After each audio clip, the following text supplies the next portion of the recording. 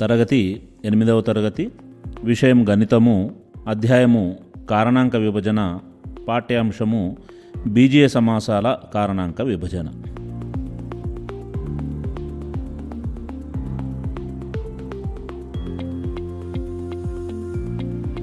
సంఖ్యలను కారణాంకాలుగా విభజించడం గురించి మనము ఇదివరకే నేర్చుకున్నాం.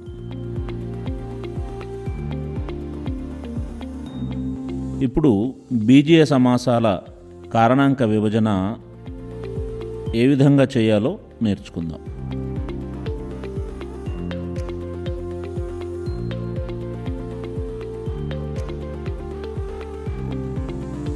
ఒక బీజీయ సమాసంను అవిభాజ్య కారణాంకముల లబ్దంగా రాయడం ద్వారా దానిని కారణాంకములుగా విభజించవచ్చు.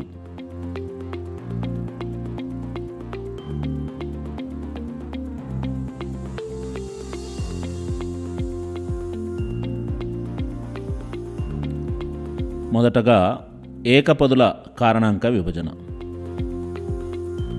ఉదాహరణకు 12 ABCని కారణాంకములుగా విభజించుము.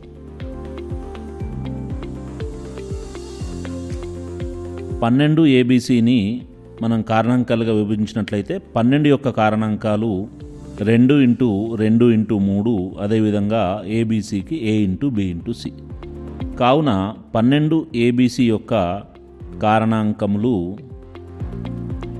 2, 3, A, B, C. మరొక ఉదాహరణ పరిశీలిద్దాం.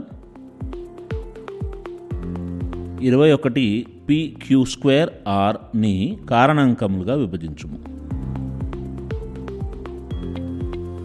21 PQ2Rలో 21 యొక్క కారణాంకములు 3 ఇంటూ 7, అదేవిధంగా PQ2R యొక్క కారణాంకాలు P into Q into R into R.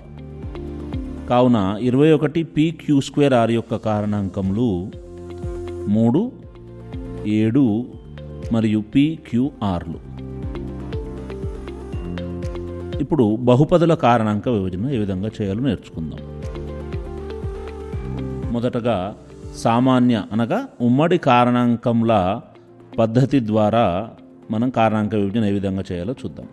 ఉదాహరణకి 5y + 15ని కారణాంకములుగా విభజించుము. ఇక్కడ రెండు పదాలు 5y మరియు 15లను ముందుగా కారణాంకాలుగా విభజించాలి. 5yకి 5 ఇంటూ y, 15కి 3 ఇంటూ y. ఇందులో ఉన్న సామాన్య కారణాంకం 5 కాబట్టి దీనిని 5 ఇంటూ y + 3గా రాయవచ్చు. కావున 5y + 15 యొక్క కారణాంకములు 5, y + 3.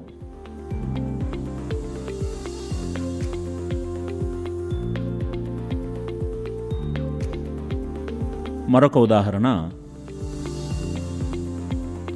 6a² + 15aని కారణాంకములుగా విభజించుము.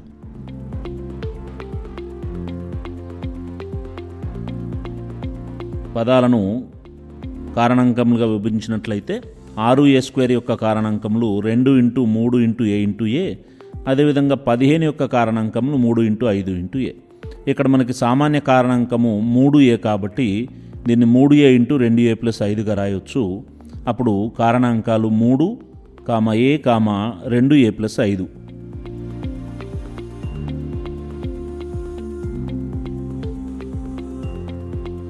మరొక ఉదాహరణ 12a²b + 15ab² కారణాంకములుగా విభజించుము.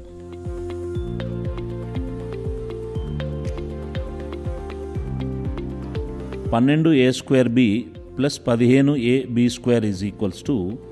2 into 2 into 3 into a into a into b plus 15ab²కి 3 into 5 into a into b into b. ఇక్కడ సామాన్య కారణాంకము 3ab, దీన్ని బయటకు తీసినట్టయితే 3ab ఇంటూ 4a + 5b అవుతుంది. అప్పుడు 12a²b + 15ab² యొక్క కారణాంకాలు 3, A, B, 4a + 5b.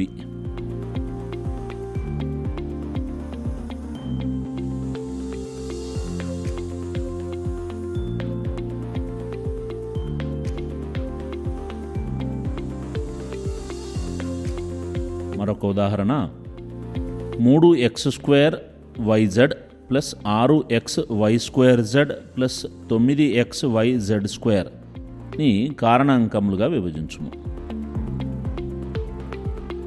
ఒక్కొక్క పదాన్ని మనం కారణాంకాల లబ్దంగా రాయాలి.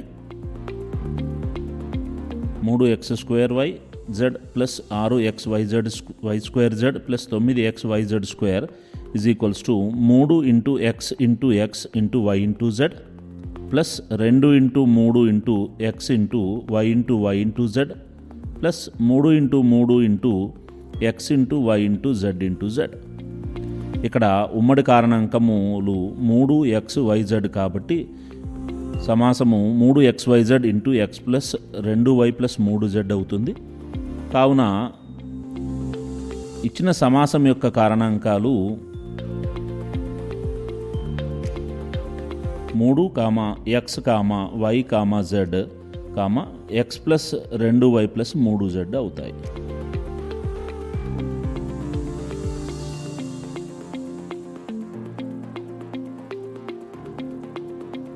ఇప్పుడు మరొక పద్ధతి పదాలను అనువైన సమూహాలుగా వ్రాయడం ద్వారా కారణాంక విభజన. ఉదాహరణకు ax plus ay plus bx plus by దీన్ని కారణాంకములుగా విభజించు. ఇక్కడ మొదటి 2 పదాలలో ఏ సామాన్య కారణాంకం కాబట్టి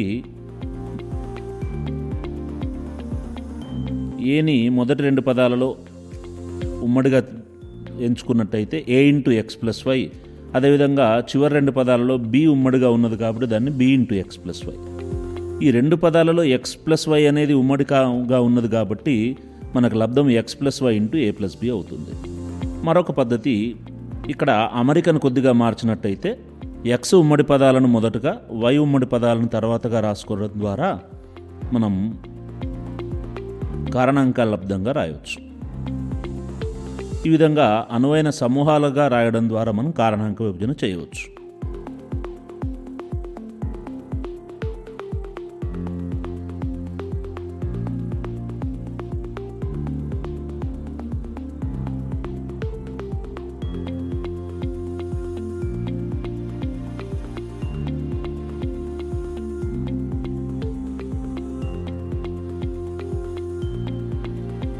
మరొక ఉదాహరణ m² minus mn plus 4m minus 4n దీన్ని కారణాంకాలుగా విభజించడం. మొదటగా మొదటి 2 పదాలలో మనం mని ఉమ్మడిగా తీసుకోవాలి. ఇక్కడ పదాలని కారణాంకాల లబ్ధంగా రాయడం గమనించవచ్చు. m into m minus m into n plus 4 into m minus 4 into n. ఇక్కడ మొదటి 2 పదాలలో మనకి ఉమ్మడిగా m గనక తీసుకున్నట్టయితే m into m minus n అవుతుంది. అదేవిధంగా చివరి 2 పదాలలో 4 ఉమ్మడిగా ఉంది కాబట్టి అది 4 ఇంటూ m మైనస్ n. 2 పదాలలో కూడా m మైనస్ n మళ్ళీ ఉమ్మడిగా ఉన్నది కాబట్టి లబ్ధము m minus n into m plus 4 అవుతుంది. మరొక పద్ధతి ద్వారా అమరికను గనక మనం మార్చినట్టయితే మొదటి పదము మరియు 3వ పదాలని ఒకదాని పక్కన ఒకటి రాసుకోవడము, 2వ పదం 4వ పదాన్ని ఒకదాని పక్కన ఒకటి రాసుకోవడం మనం గమనించవచ్చు. ఇప్పుడు మళ్ళీ mని ఉమ్మడిగా తీసుకున్నట్టయితే m into m plus 4 into m కారణాంక లబ్ధం minus m into n minus 4 into n. ఇక్కడ మళ్ళీ మొదటి 2 పదాలలో m ఉమ్మడిగా తీసుకోవాలి.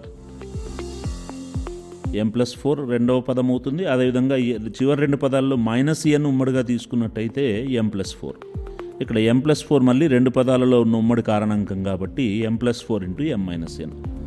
2 పద్ధతుల ద్వారా కూడా మనం సమాధానము సమానంగా రావడం అనేది గమనించవచ్చు. కాబట్టి ఈ విధంగా మనం వీలైన విధంగా అనువైన సమూహాలుగా రాసుకొని కారణాంక విభజన చేయవచ్చు.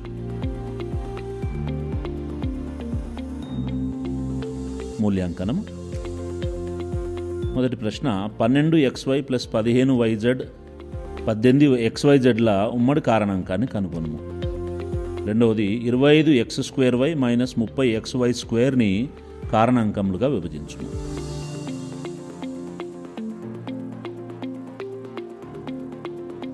మూడో ప్రశ్న 6p² ప్లస్ 8p³ ప్లస్ 12pను కారణాంకాలుగా విభజించుము.